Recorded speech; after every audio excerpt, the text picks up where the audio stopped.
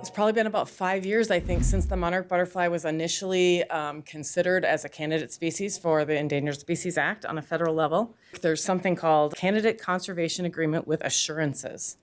And that is something that the University of Illinois Chicago has worked with the U.S. Fish and Wildlife Service to put together. And what that does is it offers county highway departments, state highway departments, the opportunity to enter into an agreement prior to the monarch butterfly being officially listed on the endangered species list. And what we do is we take action now that we know what that action is, and we agree to do that long term for assurances of if and when the monarch is listed, we don't have to do anything more.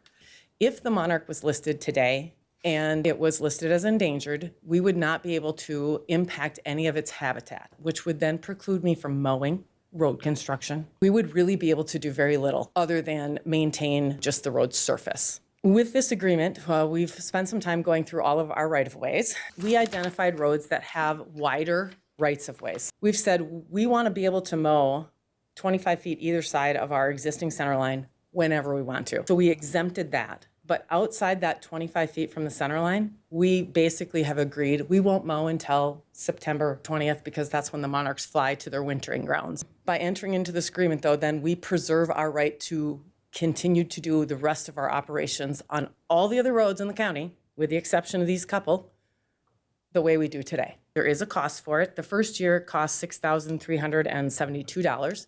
That includes a $3,000 application fee. Future years are $3,372. I think it's in our collective best interest to enter into this agreement to assure ourselves of being able to move forward with the typical maintenance and construction activities of the department.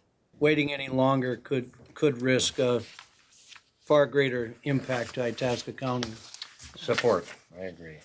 All in favor? Aye. Thank you, Thank you. Commissioners.